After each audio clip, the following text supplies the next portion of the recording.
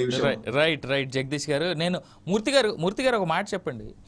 మేము నిన్నే ఒక చిన్న వీడియో, నేనే ఒక చిన్న అనాలిసిస్ చేయడం కూడా జరిగింది. కొంతమంది సీనియర్ నటులతోని, సీనియర్ జర్నలిస్టులతో కూడా మాట్లాడిన తర్వాత మీరు పెద్దలు చాలా చూసే ఉంటారు సార్. ఒకప్పటి రోజుల్లో బెనిఫిట్ షోస్ అంటే కేవలం సినీ కార్మికుల డెవలప్మెంట్ కోసం, లేదంటే ఏదైనా నేచురల్ కెలామిటీస్ వచ్చినప్పుడు స్పెషల్ షోలు, ఎవరైతే ఆ సినిమా పెద్దలు ఉన్నారో ఆ పర్టికులర్ సినిమాకి చేసిన వాళ్ళంతా వచ్చి తెరలు కట్టి స్పెషల్ షోలు వేసి వచ్చిన డబ్బుని ప్రభుత్వ గుప్త నిధులకి ఇచ్చేవారంట.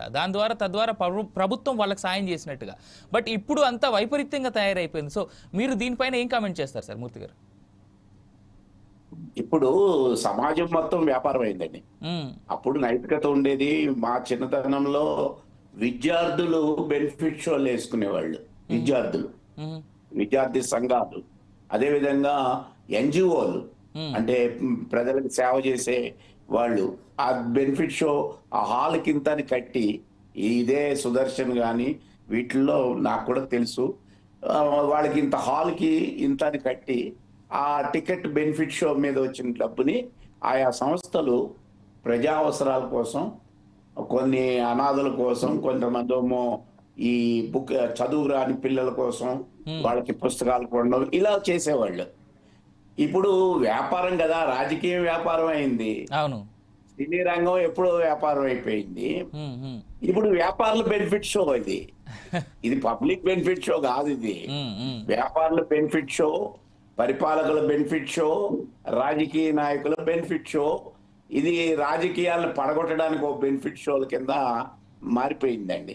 అందుకని దీన్ని బెనిఫిట్ షో అని మార్చేసి దీన్ని ఏం చేయాలని అంటే, మనం వ్యాపారులు లూటీ షో అని పెట్టి పేర్లు పెట్టాలి. వీటికి పబ్లిక్ ని లూటీ చేయడం ఎలా అనేది ప్రభుత్వం బ్లాక్ టికెట్లని చట్టబద్ధం చేస్తూ ఉంటది. కేంద్ర ప్రభుత్వం కూడా సర్చార్జ్ పేరు మీద పెట్రోల్ మీద ఏ విధంగా అయితే వేస్తూ ఉంటుందో ఆ విధంగా వీళ్ళు కూడా ఇక్కడ ఈ బెనిఫిట్ షోలకి 800 రూపాయల వరకు పెంచుకోవచ్చు అని చేయడం జరిగింది. కాబట్టి ఇది కాదు. అయితే నేను ఇక్కడ ఒక విషయం చెప్పదలుచుకున్నాను. ఇప్పుడు ఇక్కడికి బన్నీ రాలేదనుకోండి, బన్నీ ఈ సినిమా చూడడానికి రాలేదు అంటే ఇన్సిడెంటే లేదు కదా. ఎగ్జాక్ట్లీ. ఇప్పుడు బన్నీ రాలేదండి, టికెట్ల కోసం, టికెట్లు దొరకలేదని టికెట్ల కోసం క్యూలో ఉండి కొట్టుకుని తొక్కిసలాటలో చనిపోలేదు కదా వీళ్ళు. అసలు అతను వస్తున్నాడనే సార్ పెద్ద ఎత్తున టికెట్ రేట్లు, అంతమంది క్రౌడ్. నా ఉద్దేశంలో బన్నీ ఇక్కడ రావడం వల్లనే ఈ దుర్ఘటన, ఈ సంఘటన అనేది ఏర్పడింది. అందుకని ఈ కారణభూతమైన ఈ విషయాల్ని అప్పుడు ఒక సెలబ్రిటీ వస్తున్నప్పుడు పోలీసు యంత్రాంగం, సరే ఇవన్నీ టెక్నికాలిటీస్ అండి, మా దగ్గర 25 మంది ఉన్నారు, 25 మందిని పంపించాము, మేము ఎప్పుడైనా ఇలా జరిగినప్పుడు ఇంతమందినే పంపిస్తాం. అందుకని రెండోది వాళ్ళు తెలుసుకోవాలి, సినిమా యజమాని వచ్చి మరి ఎటువంటి బందోబస్తు చేస్తున్నారని మమ్మల్ని అడగలేదు, మేము అది యూజువల్ గానే కాగితాన్ని పక్కన పెట్టేశాం. ఇటువంటి సమాధానాలన్నీ కూడా పోలీసు వ్యవస్థ తన యొక్క బాధ్యతల్ని డైల్యూట్ చేసిన బాధ్యతల్ని వాటిని ముసుగు కింద ఇవి ఉపయోగిస్తుంది. కాబట్టి పోలీసు వ్యవస్థని ప్రక్షాళన చేయాలండి. లగచర్లలో కూడా పాపం ఆయన కలెక్టర్ గారు ఒక ప్రదేశాన్ని పెడితే ఇంకో ఆయన వచ్చి ఈ ప్రదేశం కాదండి ఇక్కడికి రావాలని మారిస్తే ఇంటెలిజెన్స్ వ్యవస్థ ఏమైందండి? కలెక్టర్కే సెక్యూరిటీ లేకుండా అయిపోయింది, ఆయనకి ఇవ్వాల్సిన బందోబస్తు లేకుండా అయిపోయింది. ఒక ఎంఆర్ఓ స్థాయి ఆయన వెంకటరెడ్డి గారు అనుకుంటాను, ఆయన చాలా తీవ్రంగా గాయపడ్డాడు కలెక్టర్ గారిని కాపాడడంలో. అంటే పోలీసు వ్యవస్థని ప్రక్షాళన చేయాలి అనేది ఈ సంఘటన రుజువు చేస్తోందండి. రెండోది ప్రతిపక్షాలు ఎప్పుడు రేవంత్ రెడ్డిని ఇరకాటంలో పెట్టాలా అనే విషయాలనే తప్ప ఇందులో ఆ కుటుంబం యొక్క ఆ బాధితుల యొక్క దీన్ని వాళ్ళు ఎక్కడ మాట్లాడట్లేదు. సెలబ్రిటీ గురించే మాట్లాడుతున్నారు, ఇది అన్యాయం అంటున్నారు, ఇది సినీ రంగం మీద ఒక దెబ్బ పడుతుంది అని అంటున్నారు. ఎందుకు అంటే మన రాజకీయాలు కానీ మన పోలీస్ వ్యవస్థ కానీ అంతా కూడా డబ్బున్న వాడి వైపే ఈ వీళ్ళ యొక్క కేంద్రీకరణ ఉంటుంది, కానీ ఒక సామాన్యుడి మీద కేంద్రీకరణ లేదు. కాబట్టి ఖచ్చితంగా ఇప్పుడు అది ఆ కుటుంబానికి జరిగింది, ఇంకో కుటుంబానికి జరగచ్చు. కాబట్టి ఇక్కడ రాజకీయ జోక్యాల్ని ఈ రాజకీయాలు కూడా దీన్ని ఉపయోగించుకుంటున్నారు.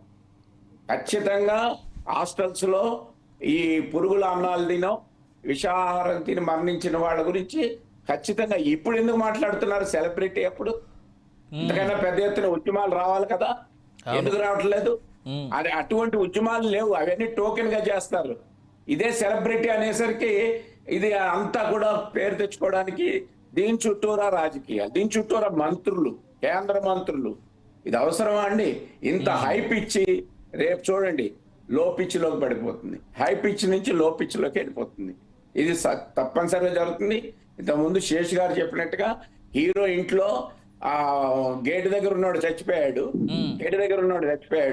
నిర్మాతమో తప్పించుకున్నాడు, ఆయనకి అసలు జైలే లేదు.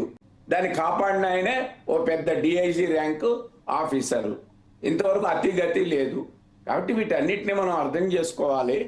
ఇక్కడ పోలీస్ వ్యవస్థని ప్రక్షాళన చేయాల్సిన అవసరం ఉన్నది. రాజకీయ ప్రతిపక్షాలు, అధికార పక్షాలు కూడా వీటిని సులభానికి ఉపయోగించుకున్నారు. ఈ సెలబ్రిటీ విషయాన్ని ఒక దగ్గర చేసుకొని ఆ రకంగా ఇప్పుడు ఇది ఎటువంటి టర్న్ తీసుకుంటోంది? ఆంధ్రాకి వెళ్ళిపోవాలి పరిశ్రమ, ఆంధ్ర వాళ్ళకి వెళ్ళిపోవాలా, తెలంగాణ ఉండాలా అంటే ప్రాంతీయ విద్వేషాలు కూడా నిన్న నుంచి మొదలైనవి. అవును, వాస్తవం. అల్లు అర్జున్ ఇంటి పైన మొన్న దాడి దగ్గర నుంచి ఎన్ని పెద్ద ఎత్తున కనిపిస్తా ఉన్నాయి. నేను ఒక్క విషయం ఇక్కడ చెప్పదలుచుకున్నానండి, చాలా ప్రమాదకరమైంది. ఇది చాలా ప్రమాదకరమైనది. ఇది ఒక మత విద్వేషం లాగా ప్రాంతీయ విద్వేషాలను రెచ్చగొడతా ఉన్నారు. ఏమనుకున్నాం మనం?